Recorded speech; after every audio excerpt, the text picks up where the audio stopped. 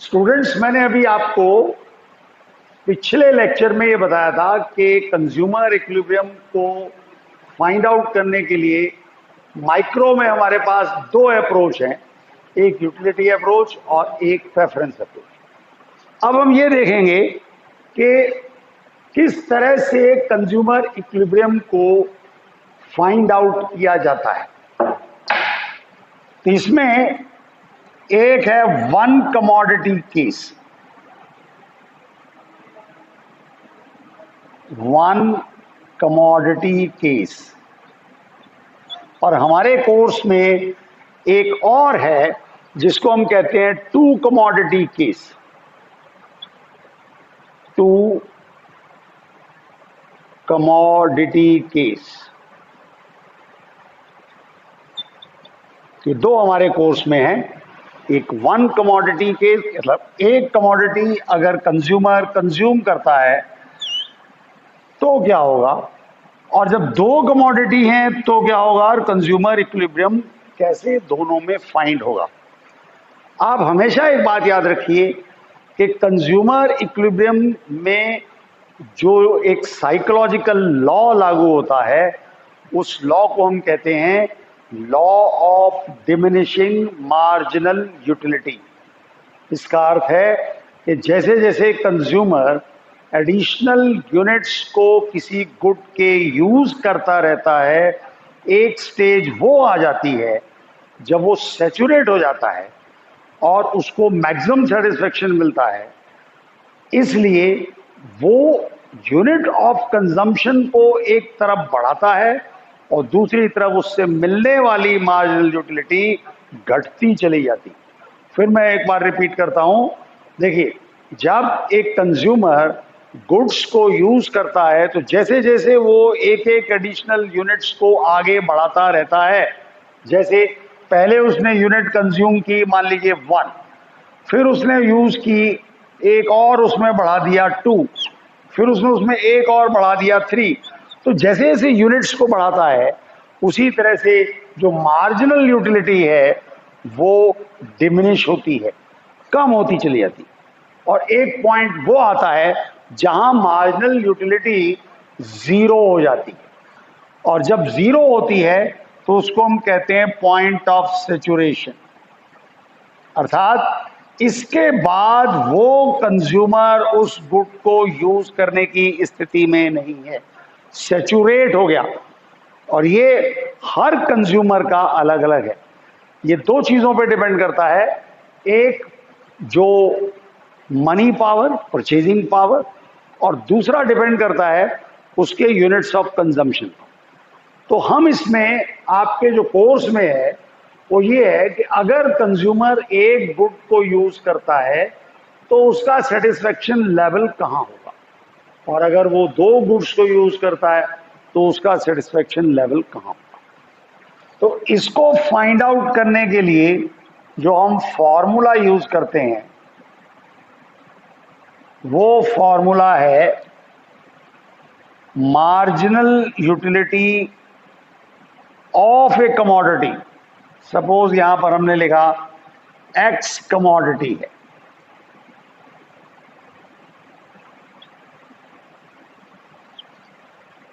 अब equal to the price paid by the consumer. Here P is price and X is the commodity।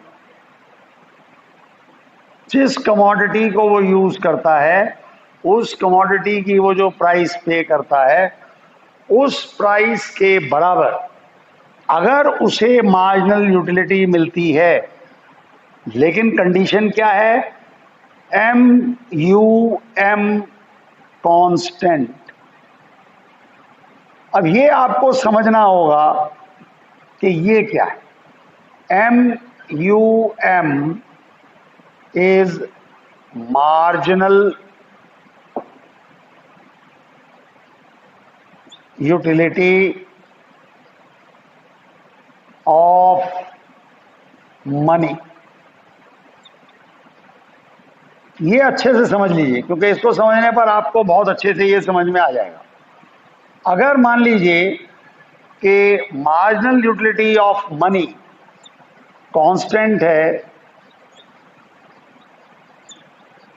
उस condition में ये लागू होता है कि मार्जिनल यूटिलिटी जो एक्स कमोडिटी से उसको मिलती है, उसकी वैल्यू उसके प्राइस पेड के इक्विवेलेंट होनी चाहिए। अब क्वेश्चन ये होता है कि ये MUM क्या है। MUM को हम अपनी करेंसी में अगर देखें तो इसे कहते हैं वर्थ ऑफ ए रूपी, क्योंकि हमारी करेंसी जो है वो रूपी है। इन केस ऑफ अमेरिका ये हो जाएगा वर्थ ऑफ ए डॉलर, तो उसको कहते हैं मार्जिनल यूटिलिटी ऑफ मनी। अब जैसे फॉर एग्जांपल हमने ही देखा कि इसमें 5 टॉफी, अब ये 5 टॉफी मान लीजिए एट द प्राइस ऑफ 10 तो ये 50 हो गया। अब उसके बाद में नेक्स्ट वी फाइंड आउट, से for example plus it contains 3 lollipop. अब मान लीजिए एक लॉलीपॉप की प्राइस जो है वो 10 ही है, तो 30 हो गया। अब उसके बाद इसमें अगर टोटल करें तो 80 पैसा हो गया, जबकि हम निकाल रहे हैं वर्थ ऑफ ए रूपी। तो इसमें 20 पैसा और ऐड करते हैं। जैसे से फॉर एग्जांपल एक और टॉफी यूज करते हैं जिसका प्राइस है यहाँ पर, दैट इज 20 पैसा। तो इस सब का टोटल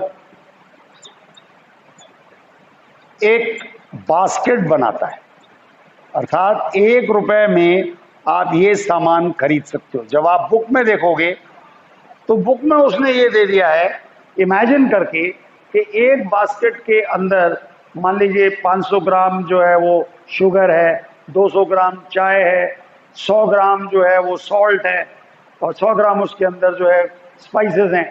उसने इस तरह से आपको एक जगह दिया होगा बुक में, जहां उसने लिखा होगा कि marginal utility of money worth of रूपी की बास्केट में क्या है। लेकिन हमने एक ऐसी एग्जांपल यहाँ ले ली है जो आप ये तो नहीं कह सकते कि 100% प्रैक्टिकल है, लेकिन आप ये कह सकते हो कि 100% थ्योरेटिकल भी नहीं है, कि ये अमाउंट ऑफ गुड्स मिला करके 1 रुपए में आता है, तो हम इसे कहते हैं वर्थ ऑफ रूपी। तो इस बास्केट को आप ये कह सकते हैं मार्जिनल यूटिलिटी ऑफ मनी। तो मान लीजिए हमने ये लिखा कि 1 रूपी इज इक्वल टू 1 यूटिल, तो ये एक हमारा स्टैंडर्ड स्केल हो गया, और इस स्केल को हम एक्सरसाइज करेंगे इस फॉर्मूले में। ये बहुत कॉम्प्लिकेटेड सा कंसेप्ट है, इसको मैं फिर दोबारा बताता हूं। कंज्यूमर इक्विलिब्रियम में जब हम यूटिलिटी अप्रोच पढ़ते हैं तो यूटिलिटी अप्रोच में हमें कोर्स में 2 कमोडिटीज के बारे में पढ़ना पड़ता है। एक, जब कंज्यूमर एक ही कमोडिटी को यूज करता है, और दूसरा जब कंज्यूमर 2 कमोडिटी यूज करता है।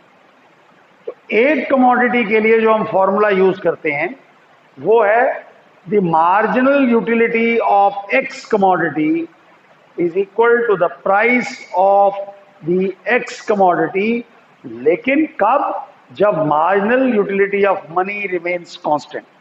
जब ये कांस्टेंट है, अगर मान लीजिए जैसे 1 रुपये अगर आप 1 यूटिल, अब इससे हमारी जो फॉर्मूले की वैल्यूएशन है वो अलग आएगी, लेकिन मान लीजिए चेंज हो जाती है 1 rupee is equal to 2 util, तो वहां से ये पूरी इक्वेशन चेंज होगी।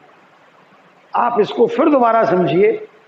मार्जिनल यूटिलिटी कंसेप्ट का अर्थ ये होता है कि हर एडिशनल यूनिट को कंज्यूम करने पर जो उससे मार्जिनल यूटिलिटी मिलती है वो लगातार घटती है, इट इज कंटिन्यूअसली डिमिनिशिंग। और इस डिमिनिशिंग कंसेप्ट को कहते हैं law of diminishing marginal utility. ये एक साइकोलॉजिकल लॉ है। अब इस केस में जब हम वन कमोडिटी केस देखते हैं तो कंज्यूमर इक्विलिब्रियम लेवल को मेजर करने के लिए हम इस फॉर्मूले का यूज करते हैं, जिसमें है कि मार्जिनल यूटिलिटी जो एक्स कमोडिटी से मिली वो जब प्राइस ऑफ एक्स कमोडिटी बराबर होती है तो उसको हम कंज्यूमर इक्विलिब्रियम कहते हैं। लेकिन कंडीशन ये है कि marginal utility of money constant होना चाहिए। अब क्वेश्चन ये अराइज होता है कि मार्जिनल यूटिलिटी ऑफ मनी है क्या? तो marginal utility of money worth of a rupee है। जैसे मैंने यहां लिखा 5 टॉफी 10 पैसे के हिसाब से 50 पैसे में आती हैं, 3 लॉलीपॉप मान लो 10 पैसे के हिसाब से 30 के आते हैं, तो ये 80 पैसे होते हैं। एक टॉफी हम 20 पैसे वाली को लेते हैं तो ये टोटल हो गया। तो कुल मिलाकर के 5 + 3 + 1 that is the basket contains 9 goods basket contain करती है और उसकी मार्जिनल यूटिलिटी जो है वो 1 रुपी के बराबर है, दिस इक्वल टू 1 रुपी। तो 1 रुपी ऑफ करेंसी जो कंज्यूमर यूज कर रहा है उसको इतने में इतनी बास्केट एक मिलती है। अब उसके हिसाब से वो प्राइसिंग को देखता है। जैसे फॉर एग्जांपल अगर हम आगे चलते हैं तो हम ये देखते हैं कि ये किस तरह से कंज्यूमर इक्विलिब्रियम लेवल पर आता है। तो उस केस में हम इस फॉर्मूले के अकॉर्डिंग अपनी उस कंडीशन को आगे रखते हैं और वो कंडीशन ये है कि जैसे फॉर एग्जांपल हमने एक टेबल यूज किया इसको स्टडी करने के लिए। जैसे हमने यहाँ लिखा यहाँ पर दैट MUM इज 1 यूटिल, फिर हमने लिखा यहाँ पर PX इज 1 रुपी। अब उसके बाद हमने X कमोडिटी,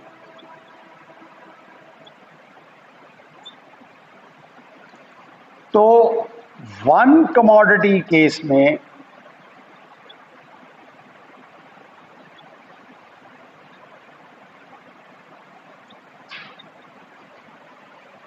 यहां आएगा क्वांटिटी,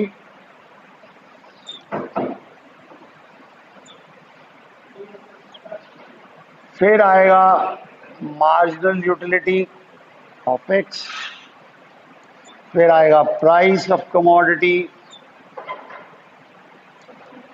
फिर आएगा मार्जिनल यूटिलिटी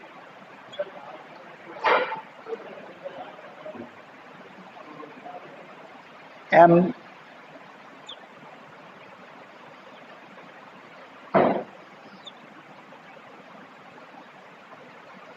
अब देखिए इस केस में प्राइस 1 है और ये 1 यूटिल है और ये एक्स है। तो अगर इसको फॉर्मूले में हम लिखते हैं तो ये हो जाएगा MUX PX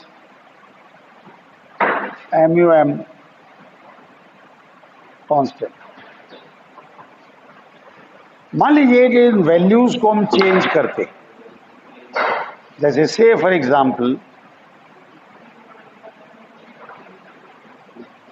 this is suppose से 4। अब देखिए प्राइस 1 यूनिट की 4 है,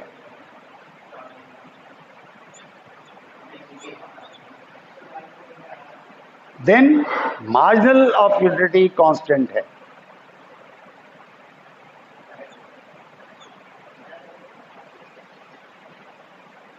अब marginal utility of commodity from first unit मान लीजिए यहां पर है 10, then second unit suppose it is 8, then third unit suppose it is 6, the fourth unit it is 4, and the fifth unit is, say for example, it is 2. अब इस case में आप देखिए मार्जिनल यूटिलिटी डिमिनिश होती चली जा रही है कॉन्स्टेंटली। जैसे जैसे एक यूनिट हम यूज़ करते हैं, से फॉर एग्जांपल इस केस में आप देखिए कि हमने जो है पहली यूनिट में +1 किया, फिर इसमें आप देखिए इसमें भी +1 किया, फिर इसमें भी एक यूनिट बढ़ाई, तो ये एडिशनल यूनिट्स हैं, ये यहाँ हो रहा है। अब इस फॉर्मूले के अकॉर्डिंग अगर आप देखें, जो यहाँ लिखा हुआ है, ये वैल्यू कांस्टेंट है। तो अगर हम इस वैल्यू को देखें जो प्राइस है, तो एक कमोडिटी जो कंज्यूम करता है उसकी प्राइस है 4। तो जब फर्स्ट कमोडिटी यूज करता है तो उसको यूनिटी मिलती है 10, फिर वो सेकंड यूज करता है तो उसको मिलती है 8, थर्ड पर 6, फोर्थ पे 4। अब आप देखिए एक स्टेज आती है जिसको मैं एनसर्कल करता हूं, जहां marginal utility this and the price paid ये बराबर। तो इस वन कमोडिटी केस में आप अगर चेक करें टेबल को, तो जहां क्वांटिटी का लेवल 4 है, मार्जिनल यूटिलिटी 4 है और प्राइस जो पेड है वो भी 4 है, कांस्टेंट वैल्यूज हैं, तो इसका अर्थ ये हुआ कि इस लेवल को हम कंज्यूमर इक्विलिब्रियम लेवल कहेंगे। तो वन कमोडिटी के अंदर कंज्यूमर इक्विलिब्रियम लेवल वो लेवल कहलाता है जिस लेवल पर कि जो मार्जिनल यूटिलिटी उसे कमोडिटी के कंजम्पशन से मिलती है वो उसके प्राइस के बराबर है, जबकि MUM की वैल्यू कांस्टेंट है। तो यहाँ मैंने इस टेबल को और एलेबोरेट किया है। ये 1 यूटिल, ये हो गया 4 और ये हो गया X कमोडिटी। फिर आप टेबल चेक करो, ये कॉन्स्टेंटली डिमिनिश करती है। एक स्टेज ये आती है कि जहाँ इससे मिलने वाली यूटिलिटी और जो कंज्यूमर प्राइस दे रहा है वो दोनों बराबर है। तो ऐसी पोजीशन में जो कंज्यूमर इक्विलिब्रियम होगा, consumer equilibrium is 4th level. This is the case of one commodity.